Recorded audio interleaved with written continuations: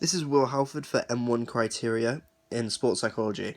In this, I'll be talking about individuals and their different types of personality and which type of personality would suit different situations. First person I'll start off with is Chris. Chris would suit most of the sports, however, he doesn't like doing the work. He would rather let someone else do it, which isn't good for being a member of a team. He also does not have enough determination to do any other sports. Chris is a type B and suits the characteristic of generally lacking, meaning he doesn't do much. The different types of personalities are Type A and Type B. Type A individuals are impatient, controlling, concerned about their status, highly competitive, aggressive, drive themselves with deadlines, and are unhappy about delays, and the list goes on. Type B individuals are patient, generally lacking an overriding sense of urgency, relaxed and easygoing, and again the list goes on.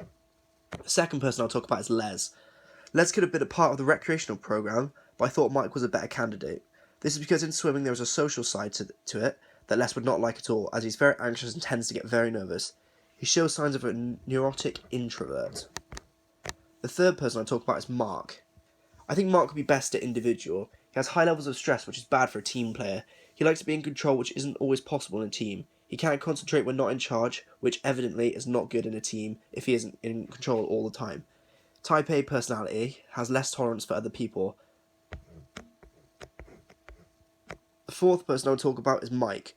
Mike would fit the recreational program the best. He likes a little bit of everything when it comes to sports. He is competitive, which is good for swimming and tennis. He is determined, so he will always try new things. He has low levels of stress and is fairly relaxed and confident. They are all good qualities because it doesn't really matter what type of person he is for the recreational program. There are individual sports which he can show up to whenever he wants, and he can be competitive in the sports if he wants to.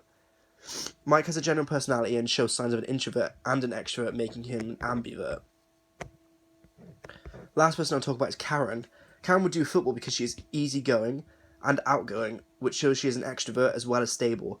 She likes working in groups and she is emotionally stable. Qualities the most stable extroverts possess are sociable, outgoing, talkative, responsive, easygoing, lively, carefree, and they have good leadership. Even though Karen may not possess all of these qualities, she has some of them.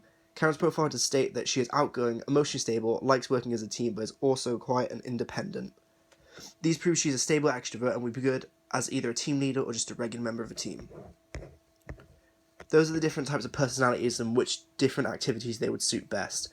I've clearly outlined which person would be best for which, such as Mike, Les, and Chris.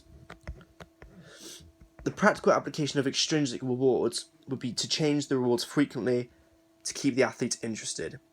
An example of this would be if your mum gives you £10 for winning a football game every time, then eventually the rewards would be meaningless because then you wouldn't see it as a reward, you'd see it as a habit almost. You need to change the reward so that when the motivation is low, they can think of the reward for motivation. So instead of giving them £10, you give them maybe 20, or if they didn't perform as well, give them 5 or maybe even nothing. Intrinsic rewards, such as accomplishments, stimulation and knowledge, and the self-feeling of accomplishment,